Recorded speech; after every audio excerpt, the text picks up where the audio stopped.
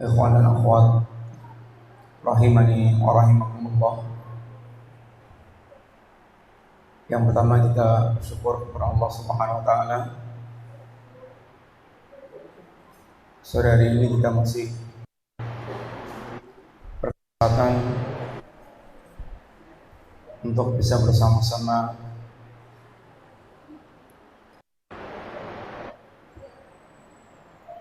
berupaya untuk meningkatkan iman kita, menambah iman kita dengan kita bicara tentang agama Allah Subhanahu wa taala. Satu di antara kebiasaan para salaf adalah mengajak kawan-kawannya untuk mereka itu berkumpul dalam rangka untuk menambah keimanan. Halummu nasdadu imana, kata seorang salaf mengajak kawan-kawannya, mari kita berkumpul dalam rangka untuk menambah keimanan. Sebuah kebutuhan bagi kita Bapak sekalian untuk kita senantiasa bisa memelihara, menjaga keimanan kita, apalagi di zaman yang Nabi beritakan banyaknya fitnah-fitnah. Iman itu menjadi lebih perlu kita perhatikan lagi, karena iman kita adalah harta yang paling mahal.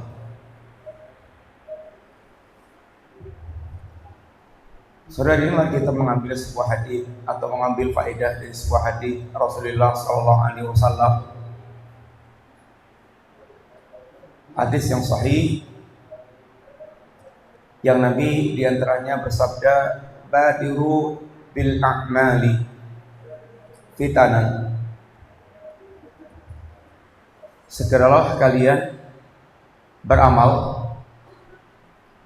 karena akan muncul fitnah-fitnah.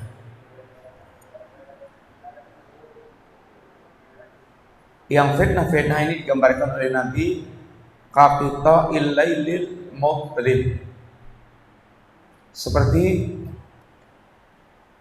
potongan malam gelap gulita.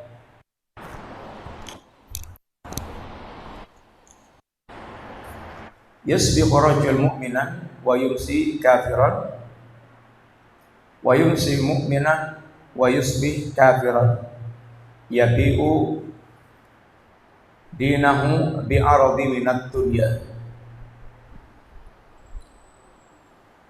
Digambarkan oleh Nabi di antara dahsyatnya fitnah ini, ada orang yang mereka sorenya, orang yang mereka paginya mesti dalam keadaan iman, di hari yang sama sorenya telah menjadi kafir. Ada orang yang mereka sorenya masih dalam keadaan mukmin, di hari yang sama paginya telah menjadi kafir. Di antara yang terjadi di zaman fitnah itu, yabi'u dinahu bi'aradi minat dunya. Ada orang-orang yang mereka menjual agamanya dalam rangka untuk mendapatkan potongan-potongan dunia. Bapak sekalian, hadis ini ada beberapa pelajaran penting yang mesti kita perhatikan dari wasiat Rasulullah SAW. Yang pertama, hadis ini mengajarkan kepada kita badiru bil a'mali, segeralah kalian beramal. Segeralah kalian beramal. Maksudnya adalah amal-amal saleh yang akan memberikan manfaat kepada kita saat nanti kita menghadap Allah Subhanahu wa taala. Karena di hari saat kita menghadap Allah, Bapak sekalian, sudah tidak ada lagi manfaatnya selain amal yang kita bawa. Barang siapa yang dia datang kepada Allah yang dibawa hanya kekayaan, jabatan, anak-anak yang dia banggakan, atau yang berkaitan dengan pernak-pernik kehidupan dunia yang dia kejar-kejar selama ini, maka di hari itu semua yang mereka nikmati dari perkara dunia sudah tidak berguna lagi. Itu yang dikatakan Allah di dalam ayat, yauma la yanfa'u malun wala banuna illa man atallaha biqalbin salim. Ingatlah akan datangnya hari saat nanti di hari itu harta Anda sebanyak apapun, anak laki-laki Anda sehebat apapun, itu sudah tidak akan berguna lagi kecuali orang yang mereka datang kepada Allah dengan hati yang selamat. Bapak sekalian, ini yang Allah kabarkan pada kita. Di hari saat kita nanti menghadap Allah, gak ada yang bermanfaat untuk kita kecuali tinggal amal yang pernah kita lakukan.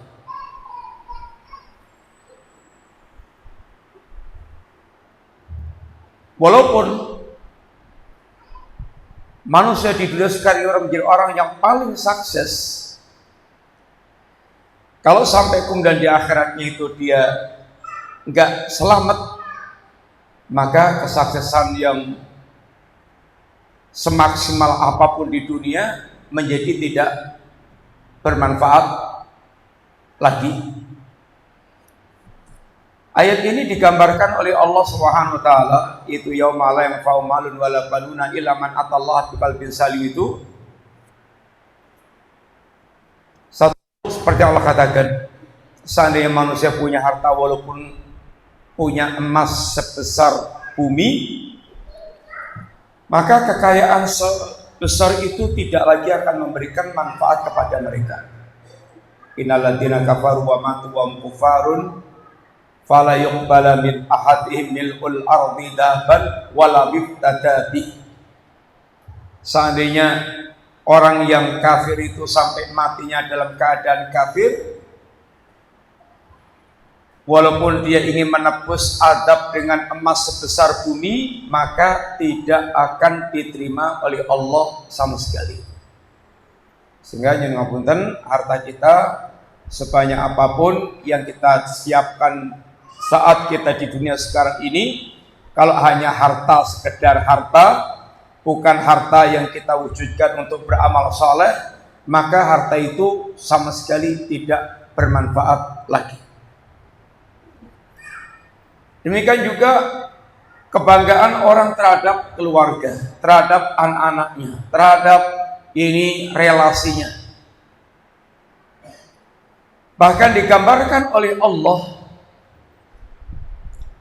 di hari yang semua manusia kebingungan, matanya dibuat terbelalak melihat dahsyatnya suasana, maka orang-orang terdekat dengan kita yang boleh jadi kita waktu di dunia mengorbankan segala-galanya untuk mereka, itu sudah tidak mau peduli lagi kepada kita sama sekali. Yauma yafirul mar'u min akhihi wa ummihi wa abihi wa sahibati wa bani likulli imri'in minhum yauma idzin sa'an yughni. Hari ketika seorang dia lari dari saudaranya, dari ibunya, dari ayahnya, dari ini istrinya, dari anaknya. Saudara, ibu, ayah, istri, anak ini orang yang paling menjadi sandaran kita ketika ada apa-apa di dunia sekarang ini. Dan mereka juga orang yang pertama kali kita berusaha untuk membela, berbuat baik sebelum yang lain-lainnya. Tapi Bapak sekalian, Saat kita menghadap Allah nanti, itu semuanya sudah tidak memberikan manfaat untuk kita. Bahkan setiap orang berusaha untuk menghindar dari orang lain, walaupun orang yang paling dekat dengan kita, bahkan yang ngapunten bukan sekedar lari dari kita, tapi seandainya bisa, maka mereka akan menjadikan orang-orang terdekatnya itu sebagai tumbal seandainya mereka bisa lakukan. Itu yang digambarkan oleh Allah dalam surat Al-Ma'arij, yubassarunahum yawaddul mujrimu law yaftadi min adabi yawmidin bibani wa sahibatihi wa akhi wa fasilatihi allati tuwi wa man fil ardi jami'an thumma yunji kalla innaha ladha nazza'ata lisyawa tad'u man adbara wa tawalla wa jama'a fa'au'a. Kata Allah, hari yang Allah Subhanahu wa ta'ala membuat mata mereka terbelalak saling memandang tapi nggak bisa saling memberikan pertolongan. Suasana kiamat yang digambarkan Allah sangat dahsyat, apalagi kiamat. Di dunia aja kita mendapatkan gambaran. Contoh umpamanya waktu gempa Palu, tanah bergerak, tanah lumpur bergerak, berjalan. Ada orang yang saling bertetanggaan, ya saling melihat satu dengan yang lainnya, yang satu minta tolong-tolong, ya tetap nggak bisa apa-apa. Hanya bisa membuat mata mereka terbelalak, melihat kenyataan yang ada, tapi nggak bisa berbuat apa-apa. Sekalian itu baru kelasnya gempa Palu yang belum seberapa. Bagaimana dengan suasana saat nanti manusia diguncang guncangnya dahsyat yang tidak ada tandingnya, maka bisa dibayangkan bagaimana mereka saling ini tidak mempedulikan yang lainnya. Bukan sekedar tidak peduli. Kalau bisa mereka akan korbankan anak kandungnya, kalau belum cukup dengan istrinya, dengan saudaranya, bahkan keluarga besarnya, bahkan kalau bisa semua manusia penduduk bumi akan dijadikan sebagai tumbal keselamatan dia, pemmayungji, lalu dia diselamatkan. Tapi kata Allah, kalla innaha ladha nazza'ata lisyawa tad'u man adbara wa tawalla wa jama'a fa'au'a. Oh, enggak bisa. Adab jahanam adalah adab yang menyala-nyala. Adabnya bisa mengelupaskan kulit kepala manusia. Jahanam akan menyuruh orang yang mereka berpaling dari agama dan hanya mengumpulkan harta saat di dunia, tapi enggak pernah dia keluarkan di jalan Allah Ta'ala. Sekalian, di sini apapun yang kita banggakan di dunia sudah tidak berguna lagi. Yang tinggal berguna adalah amal yang sudah kita siapkan saat sekarang di dunia ini. Makanya Allah katakan yauma la yanfa'u malun wala banuna illa man atallaha biqalbin salim. Ingatlah akan datangnya hari saat nanti harta Anda sebanyak apapun, anak laki-laki Anda sehebat apapun, itu tidak akan memberikan manfaat lagi kecuali orang yang akan datang kepada Allah dengan hati yang selamat. Hati yang selamat itu, kata Al-Imam Ibnul Qayyim, hati yang selamat dari syirik, sehingga hidupnya dia tidak pernah musyrik, atau kalau pernah musyrik dia sudah bertobat kepada Allah Subhanahu wa taala. Yang kedua, selamat dari bid'ah. Karena Islam sudah sempurna, cukup dengan mengikuti apa yang diajarkan Rasulullah sallallahu alaihi wasallam, sehingga bid'ah itu diingkari oleh Nabi, dan jangan sampai kita kemudian justru memakmurkan bid'ah dan meninggalkan sunnah. Karena sunnah sudah mencukupi apa yang kita butuhkan di dalam membangun kehidupan kita.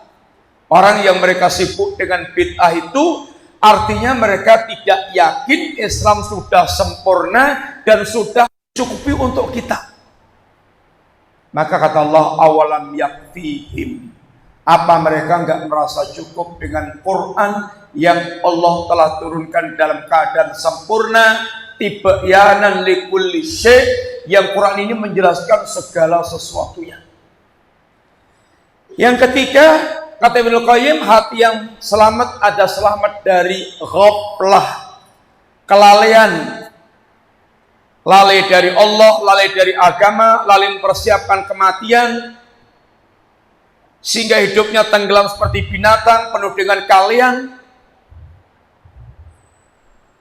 sehingga hati yang lalai adalah hati yang menghilangkan sifat dzikir.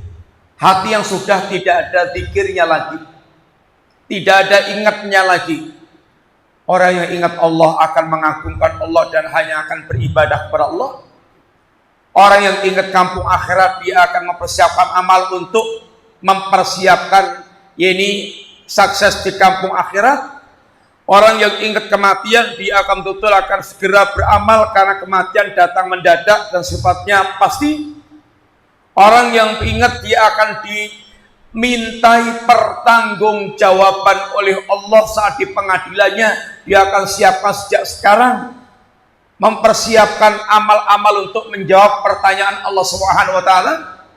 Tapi orang yang lalai itu semuanya, sehingga dia tenggelam dalam kehidupan yang lalai. Dan orang yang lalai itu kehidupannya, kata Allah, ulaika kal an'am bal hum adall, mereka kayak binatang ternak, bahkan lebih sesat dari binatang ternak.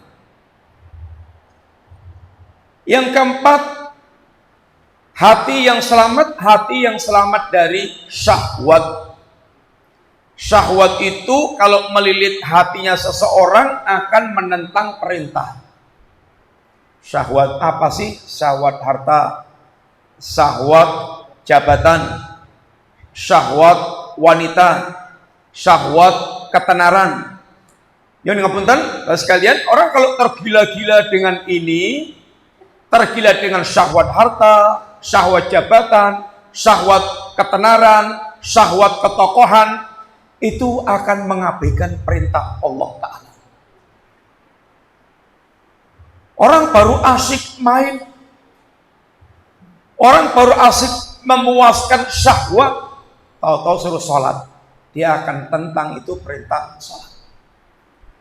Dia baru kemaruk, baru sangat ambisius mengumpulkan harta, tahu-tahu jika dibilangi jangan yang gitu, itu haram, dia nggak akan peduli.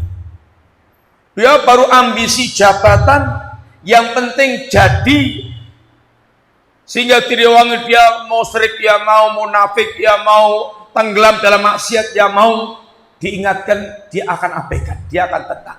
Orang kalau hatinya kelilit syahwat itu, dia akan menentang perintah Allah Subhanahu wa taala. Enggak dia pedulikan. Yang kelima, selamat dari syubhat. Syubhat itu kalau menguasai seseorang, ilmunya menjadi keliru, kabur, sehingga tidak bisa membedakan antara yang hak dengan yang batil, sampai saking keterlaluannya karena syubhat, sampai nggak bisa membedakan antara ini Islam dengan kafir, sehingga semua agama dianggap sama. Ini adalah termasuk diantara korban-korban syubhat. Terus kalian, qalbun salim adalah hati yang seperti itu. Hati yang seperti ini yang ngapunten, terus kalian, ini yang akan bermanfaat nanti kita di depan Allah Subhanahu wa taala saat harta kita sebanyak apapun, kemudian anak laki-laki kita sifat apapun, sudah tidak bermanfaat kecuali hati kita yang selamat. Hati yang selamat, hati yang menggerakkan amal ketika kita sekarang di dunia ini untuk bertauhid, menyembah Allah, untuk menghidupkan sunnah nabinya, untuk senantiasa dia berzikir kepada Allah, untuk dia senantiasa tunduk patuh dengan perintah dan larangan Allah, untuk senantiasa dia bisa betul-betul membedakan antara yang hak dengan yang batil. Sekalian, ini adalah amal. Nabi kita memerintahkan badiru bil a'mal, segeralah kalian beramal. Karena amal ini yang akan menjadi penyelamat kita saat nanti kita menghadap Allah Subhanahu wa taala. Minta maaf sekalian, kalau kita sekedar hanya umpamanya membanggakan saya punya kenalan Habib umpamanya, atau seandainya dia berbangga saya menjadi anggota ormas ini umpamanya, oh saya dekat dengan Syekh Fulan umpamanya, kedekatan bahkan anaknya, anggota keluarganya, anggota ormasnya, itu nggak ada yang memberikan jaminan.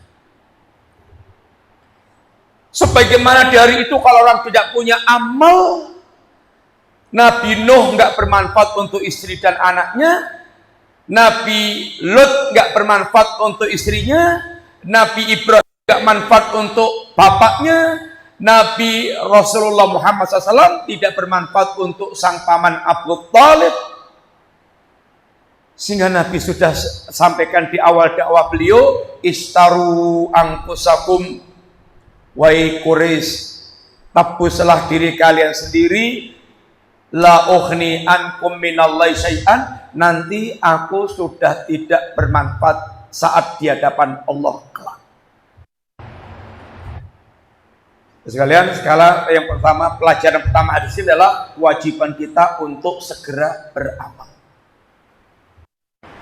Nanti kita juga mengingatkan, sekalian, seandainya kita tidak segera beramal, seandainya kita ini nggak segera beramal, apa yang kita tunggu-tunggu? Nabi katakan, badiru bil a'mal, segeralah kalian ini beramal. Segeralah kalian beramal. Hal tangtuna illa sab'an. Kalau kalian nggak segera beramal itu nggak ada yang kalian tunggu kecuali 7 perkara. 1. Fakran munsian, kefakiran yang membuat orang lalai. Sekalian, seakan-akan Nabi ingatkan khususnya kepada orang-orang kaya, wahai orang-orang yang kaya, wahai orang-orang yang berharta, kalau kalian gak segera beramal dengan harta Anda, kapan kalian akan beramal? Apa yang kalian tunggu? Apa yang kalian tunggu kalau sudah bangkrut, fakir, kalau sudah nyun ngapunten bangkrut, kere, itu tiap hari yang paling menjadi pikirannya itu, hari ini saya bisa makan apa? Sehingga kesibukannya itu hanya mempersiapkan apa yang akan saya makan pada hari ini. Sehingga gak sempat lagi taklim di masjid, gak sempat lagi baca Quran, gak sempat lagi dia menyempatkan berzikir, gak sempat lagi dia banyak berbuat yang macam-macam. Karena sedang disibukkan dengan kefakiran yang menimpa dia. Kata Nabi, apakah yang seperti itu yang akan kalian tunggu, wahai para hamba Allah, wahai orang-orang yang kaya? Yang kedua, ghinan mudghiyan. Apa yang Anda tunggu adalah kekayaan yang melampaui batas. Bapak sekalian yang ngapunten, biasanya orang yang mereka terkena fitnah kaya itu kemudian melampaui batas.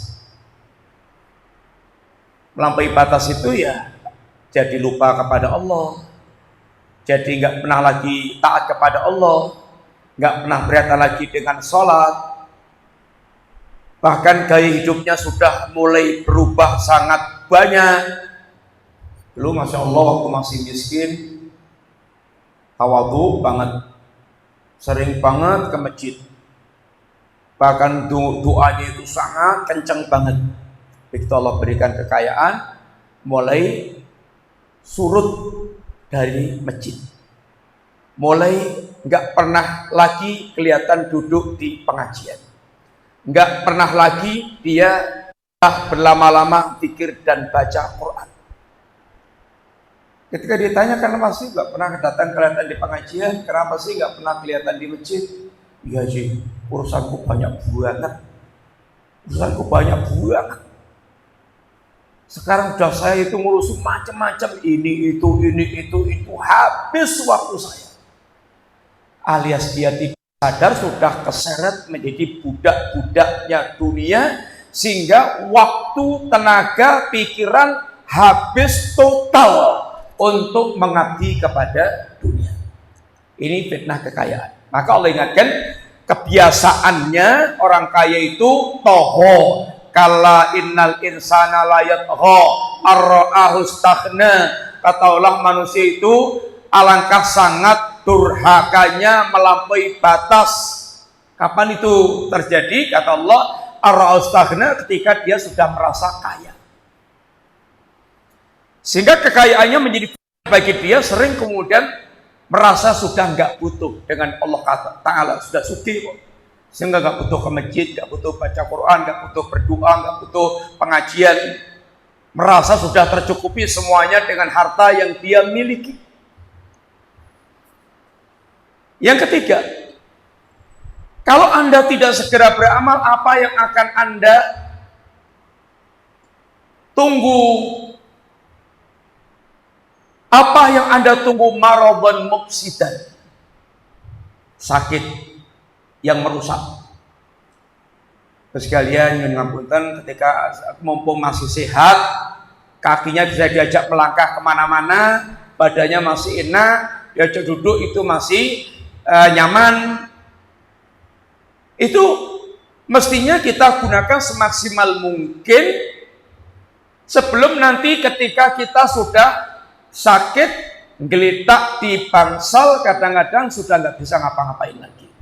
Kadang-kadang bangsalnya itu atau tempat tidurnya itu ya tempat makannya, ya WC-nya, ya kamar mandinya, ya semacam-macamnya di situ ngebrok, sudah nggak bisa apa-apa lagi.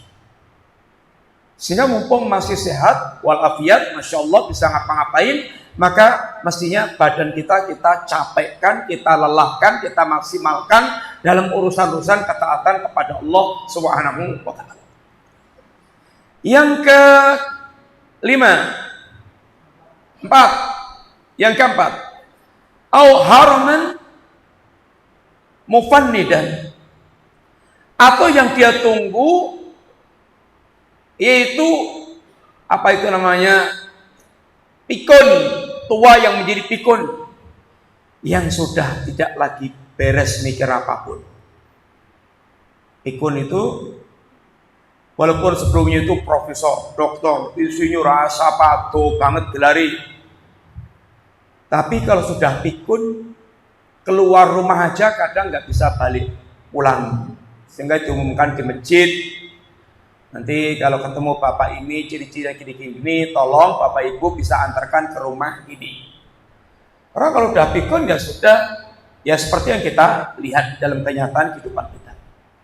Wahai manusia, apakah itu yang Anda tunggu? Sudah sampai nanti Anda pikun baru punya niat beramal, nggak bisa ngapa-ngapain lagi.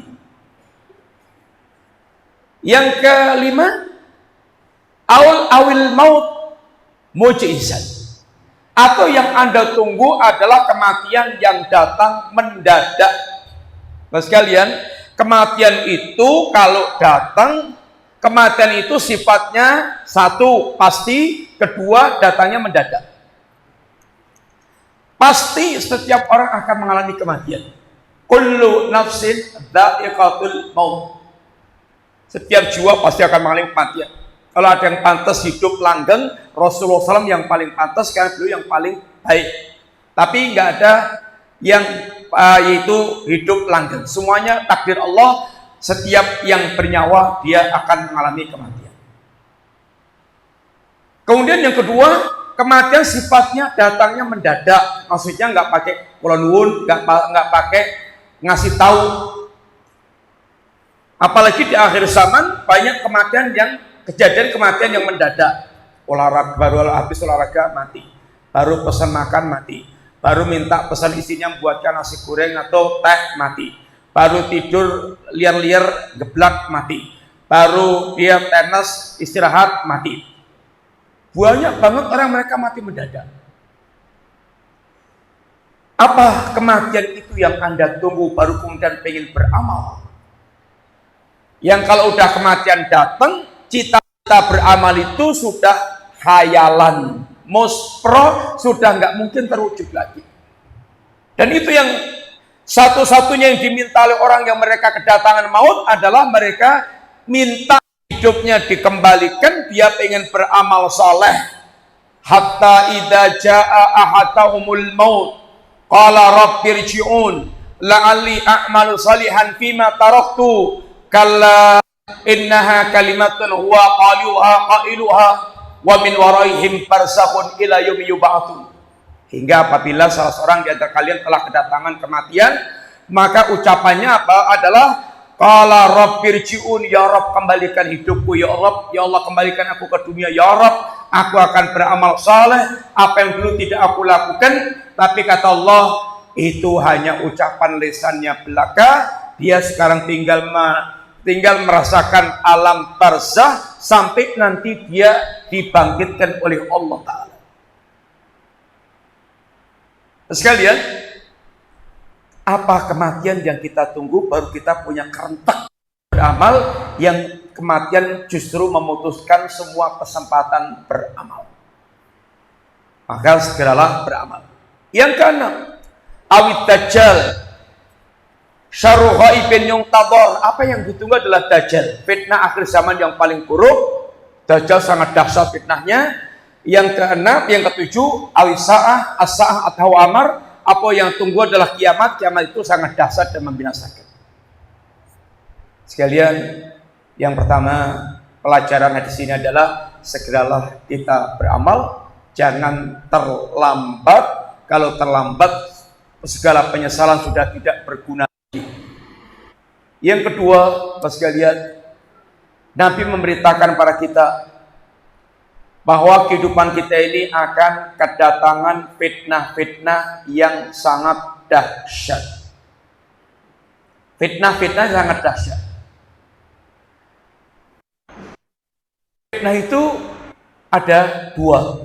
Fitnah yang sifatnya khusus, fitnah yang sifatnya umum. Artinya fitnah yang sifatnya khusus itu fitnah yang sifatnya melanda masing-masing pribadi orang.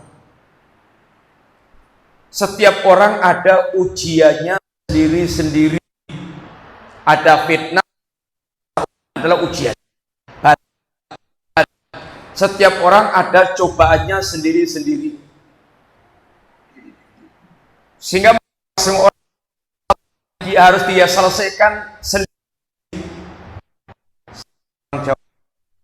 Deleng wong liya ngake kelihatan enak, itu gimana komentarnya?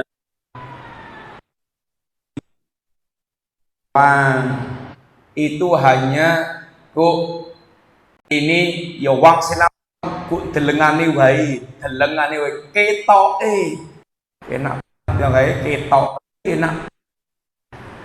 Antum melihat orang yang uangnya tumpuk-tumpuk, hartanya meludak-meludak, sembarang alir yang diingin keturutan, kemudian komentar, wah banget ya wong kayak.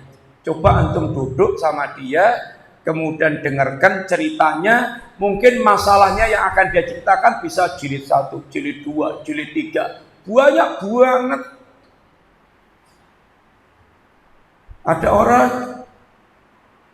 mungkin komentar, wah enak ya kayak bojone ayu banget, moblong-moblong. Itu antum. Coba antum duduk dengan dia sebentar, keluhan tentang istrinya, was, curut, banyak banget yang dia keluhkan istrinya. Pengennya punya mobil Mercy, perawatannya becak, ya nggak bisa. Mercy ya perawatan Mercy. Akhirnya orang sering ngeluh. Ya manusia itu duwe ngeluh, nggak duwe ngeluh. Yang ada banyaknya keluhan-keluhan. Mas kalian, ini fitnah yang sifatnya khusus. Yang kita maksudkan adalah fitnah umum. Fitnah yang dampaknya itu kemudian meluas. Fitnah yang dampaknya meluas. Hampir semua orang merasakan nuansa fitnah tersebut. Dan fitnah-fitnah itu bisa digolongkan dalam dua kategori besar. Yang pertama fitnah syahwat, yang kedua fitnah syubhat. Fitnah syahwat, contoh umpamanya, seandainya atau yang Nabi gambarkan akan muncul ini gunung emas, dan kemudian orang untuk memperebutkan gunung emas ini paten-patenan sampai saling bunuh-bunuhan untuk mendapatkan yaitu gunung emas tersebut. Itu namanya fitnah umum. Ada fitnah yang melibatkan banyak orang yang kemudian terjadi kekacauan, keruwetan, sehingga menjadi untran-untran disebabkan dengan fitnah harta tersebut. Ini fitnah umum. Umpamanya lagi fitnah munculnya penguasa bengis, kayak zaman Hajjaj bin Yusuf. Hajjaj bin Yusuf itu penguasa super bengis yang dibunuh nggak tanggung-tanggung, sampai sahabat Nabi aja dibunuh, dan jumlahnya nggak tanggung-tanggung, sampai ada orang bicara seandainya dunia mengadakan yaitu kejuaraan siapa yang paling banyak membunuh, lalu umat Islam menjagokan Hajjaj bin Yusuf, pasti akan keluar sebagai juara. Saking banyaknya yang dibunuh oleh Hajjaj bin Yusuf, sehingga banyak orang yang mereka muak dengan melihat kondisi Hajjaj bin Yusuf itu, menjadi fitnah. Sehingga banyak kelompok-kelompok yang mereka pengen memberontak di zaman kekuasaan Hajjaj bin Yusuf. Ini fitnah. Ini fitnah. Sehingga ada sekelompok orang yang mereka itu minta fatwa kepada Al-Hasan Al-Basri berkaitan dengan kondisi kekuasaan Hajjaj bin Yusuf, yang mereka pengen minta restu untuk yaitu memberontak. Dinasihati oleh Hasan Al-Basri, jangan, karena pasti nanti mudaratnya akan jauh lebih besar dibandingkan dengan manfaatnya. Lalu mereka mengatakan, apa akan kita turuti fatwanya anak budak ini, anak bekas budak ini? Artinya pelecehan pada ulama. Akhirnya mereka tidak nggape atau tidak yaitu ngereken fatwa Hasan Basri, lalu ikut bergabung kepada pemberontak, kemudian mereka terbunuh semuanya. Sehingga kata Syekhul Islam, tidaklah orang memberontak penguasa itu kecuali ma'aqamuddin wala dunia, tidak bisa menegakkan agama maupun dunia. Artinya alias madaratnya lebih banyak. Ini fitnah umum, contoh fitnah umum. Sehingga semuanya berdampak. Contoh lagi fitnah yang melanda umum, umpamanya fitnah derasnya arus maksiat. Ya, jadi ngapunten kayak sekarang umpamanya kita fitnah HP. Fitnah HP yang orang itu membuat jadi tidak bisa berpisah dengan HP. Sampai ketinggalan, yang ngapunten, ketinggalan istri aja lebih tenang dibandingkan ketinggalan HP. Ketinggalan bojo serap popok tinggal baik. Tapi kalau ketinggalan HP, balik lagi, dia ambil lagi. Dan fitnah HP ini dari sekedar membuang-buang waktu. Ada orang itu ngedep HP itu sampai meripate koklok. Itu habis waktunya berhari-hari untuk kemudian dia ngedep HP. Coba untuk perhatikan di antara kita aja, dalam kondisi di masjid aja, ora iso sing jenenge prei HP. Boyo dipateni sik mlebu masjid nganti metu masjid. Antum amati satu-satu orang nyekel HP di masjid. Itu di masjid loh, bukan di pasar loh ya, di masjid. Dari masuk masjid sampai keluar masjid, nyon ngapunten, lihat berapa orang yang dari masuk sampai keluar itu nggak buka HP. Antum lakukan survei sendiri, silahkan. Dan kalau buka HP itu bukan artinya yang dibuka itu doa pagi, doa petang, kemudian ayat Quran, artikel agama. Enggak. Paling penting pertama akidah HP itu WA. Wis buka sih mesti WA nih. Nanti ndelotor ke Facebook. Facebook pengennya sak menit, 2 menit, ndelotor sampai berpuluh-puluh menit. Sampai mau komat nyekel HP. Nanti imamnya salam, bet, assalamualaikum, langsung ngetok ke HP, nyekel HP, buka HP. Masya Allah, kata orang Jawa itu keranjingan tenang nih. Tahu nggak keranjingan? Nggak tahu ya. Keranjingan HP. Terus sekalian, ini fitnah umum. Akhirnya banyak orang yang mereka rusak agamanya gara-gara fitnah ini. Itu namanya fitnah yang sifatnya umum melanda banyak orang. Kita akan dihadapkan dengan suasana fitnah yang digambarkan Nabi dengan ungkapan kakita'il lailil mudlim. Kayak fitnah yang ini bahayanya, kayak fitnah yang disifatkan Nabi kayak malam yang gelap gulita, malam yang petang dedet. Orang kalau dia tidak punya cahaya, dia akan digiles dengan gelapnya fitnah tersebut. Atau di hadis yang lainnya, Bapak sekalian, disifatkan dengan ungkapan fitnah yang allati tamuju kamaujil bahr. Fitnah seperti gelombang lautan yang sangat dahsyat. Yang sangat dahsyat. Yang bayangkan tsunami. Gimana ketika tsunami itu dia menghempas yang ada di depannya, semuanya akan hancur. Kecuali orang punya pendirian sekokoh karang. Atau digambarkan Nabi pula dalam hadis yang lainnya dengan kamawakil qatar, kayak rintikan hujan yang turun di mana-mana, merata. Ini semuanya gambaran berkaitan fitnah yang menunjukkan tentang bagaimana dahsyatnya fitnah yang akan datang melanda di tengah-tengah manusia. Terus kalian, di saat-saat fitnah melanda seperti ini menghadang kita, artinya setiap kita pasti bakal ketemu fitnah. Nabi kita mengajarkan banyak kunci kita untuk bisa betul-betul selamat dan terhindar dari fitnah itu. Kunci yang pertama, yang paling pokok dan utama dan induknya segala kunci-kunci yang lainnya adalah, yang pertama adalah betul-betul kita memperhatikan ketakwaan kita kepada Allah Subhanahu wa taala. Itu yang paling utama. Sehingga Talib bin Habib pernah mengatakan, idza waqatil fitnah fatfi'uha bitaqwa. Kalau melanda fitnah, kalau terjadi fitnah, maka padamkan api fitnah itu dengan takwa.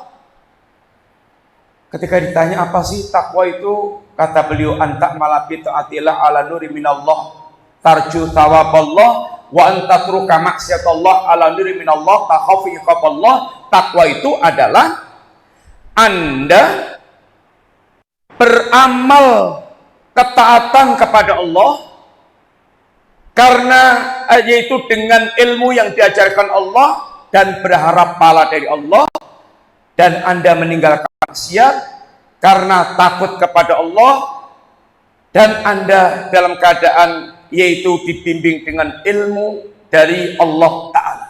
Takwa itu ilmu, amal, kemudian harapan-harapan kepada Allah Subhanahu wa taala. Ini adalah hakikat takwa. Di zaman fitnah seperti apapun, kalau dia betul-betul hatinya dikuasai oleh ketakwaan kepada Allah, maka dia tetap akan selamat. Kalau Syekhul Islam sekalian menggambarkan hati yang mereka ini mensikapi fitnah, ada yang kayak kaca, ada yang kayak spon. Fitnahnya kayak air. Kalau spon, dia kejatuhan air gimana ya kawan? Akan ngeresep, akan ditampung. Spon, air jatuh, plung, selep. Dia akan ngeresep ke spon. Terus berjatuhan sampai seponya itu ngecembeng dengan air. Kalau diperes gini, yang akan keluar ya air yang masuk tadi. Itu hati yang maftun, hati yang merespon semua fitnah yang datang. Sehingga hatinya bisa menjadi rusak. Hatinya nyuwun ngapunten bisa menjadi teyeng, menjadi berkarat, menjadi bosok gara-gara fitnah yang terus direspon terus. Yang kedua, hati yang kayak kaca. Walaupun air berdatangan turun terus nibani kocok tadi, tapi kaca tidak merespon air, dia hanya datang lewat, sehingga tidak berpengaruh kepada kaca tersebut. Hati yang tidak merespon fitnah, kondisinya seperti itu. Terus kalian, takwa itu adalah gabungan antara ilmu dan khasyatullah. Sehingga orang bertakwa, orang yang sangat concern, perhatian dengan ilmu, dan sangat memelihara rasa takutnya kepada Allah Subhanahu wa Ta'ala. Orang yang mereka bertakwa kalau menjadi pemimpin akan menjadi pemimpin yang adil. Kalau orang yang bertakwa menjadi orang kaya yang sangat, yaitu memelihara amanah hartanya. Orang yang bertakwa kalau dia menjadi rakyat yang betul-betul dia tahu kewajibannya. Artinya jadi apapun kalau dia bertakwa itu akan menyelamatkan posisi dia sebagai apapun. Terus kalian, dan masih sangat banyak banget. Tapi yang punten waktu telas, waktunya habis. Terus sekalian, mudah-mudahan sedikit ini bisa bermanfaat. Sekedar untuk mengingatkan mengingatkan saja bahwa pertama, kita diingatkan Nabi, kita akan perjalanan kita itu akan berlangsung sampai kita nanti mati, dan setelah mati ada kehidupan baru. Kehidupan baru itu membutuhkan persiapan amal kita sekarang ini. Yang kedua, perjalanan kita ini akan ada yang menjegal, menghadang, merusak, yaitu fitnah-fitnah.